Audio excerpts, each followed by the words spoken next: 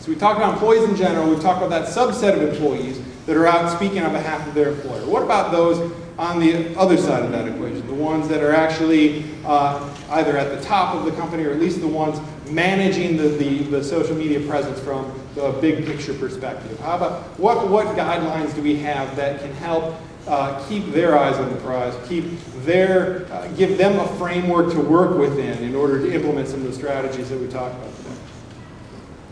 First one is know what it is you're trying to do. That's a pretty basic common sense rule. If you don't know where you're going, you're not going to get there. You're not going to accomplish anything of substance unless you know what the purpose is for each of your communications. So have an idea what you want to accomplish through these interactions. Is it relationship building? Is it building a brand image? Is it going out and solving problems? Delta Assist is all about solving problems. There's some other collateral benefits from having an interaction like that, but it's got one purpose, and it does it.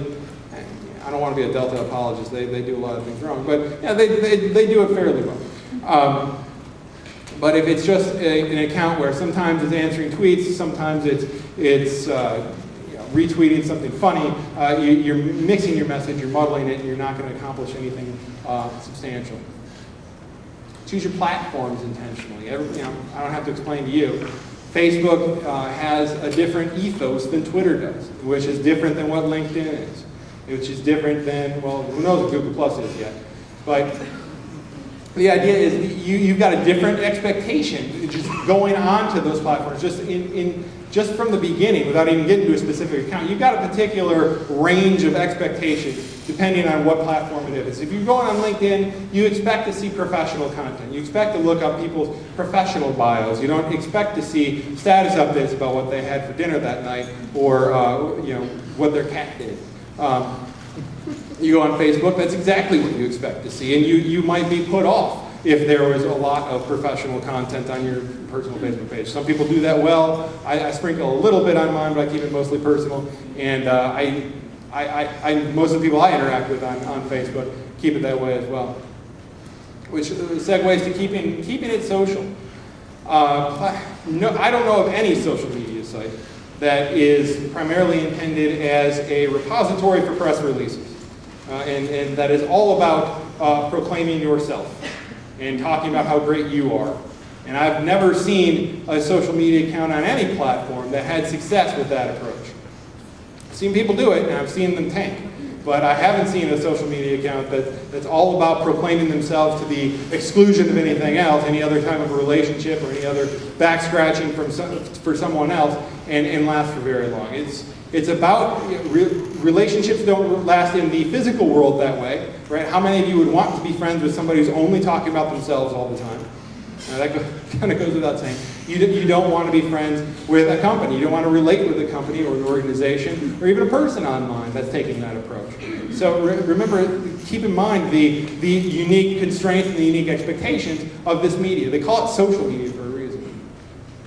Contingency plans are something we don't usually think about until it's too late. What happens when that wrong thing goes viral, when that bad tweet goes out? One of the examples I gave this morning was the PR employee whose one of their accounts was Chrysler. Right? He got stuck in traffic and he posted this rant about, I can't believe that people in Detroit don't know how to effing drive, and forgot that he was logged into Chrysler Auto's Twitter account rather than his own. That's a famous story from my hometown. That guy got fired. That's a no-brainer.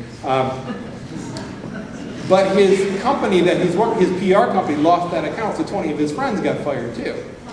And now for the rest of time, you can type Chrysler F-bomb guy into Google, and you can get this guy's picture. A guy in his young 20s. He's already set his future. But if you're Chrysler, you should have a plan in place ahead of time to deal with something like that. Nobody expects the Spanish Inquisition, and nobody expects the Chrysler F-bomb guy. But you have to be prepared when stuff like that happens, and you have to know, what's my strategy going to be? And more importantly, maybe more, at least as importantly, if not more, who's going to be the person that implements that strategy?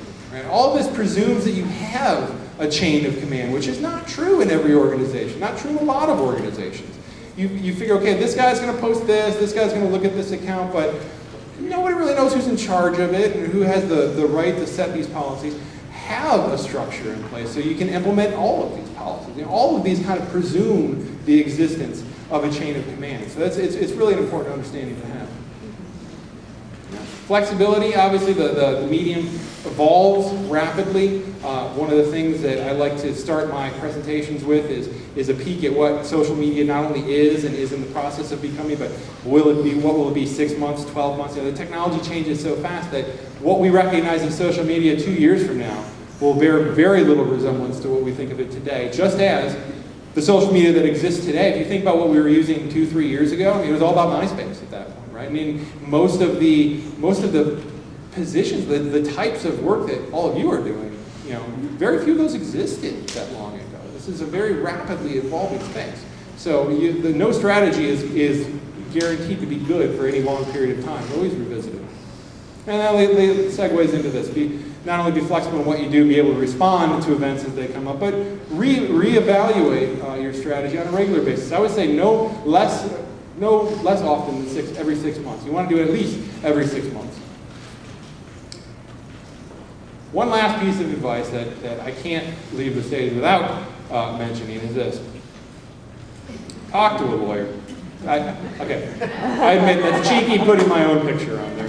But the point is, whoever your lawyer is, bounce these ideas off of these policies. Now, I've given you some principles that should inform a policy that are generally true for most policies in these situations. But you know, we don't have.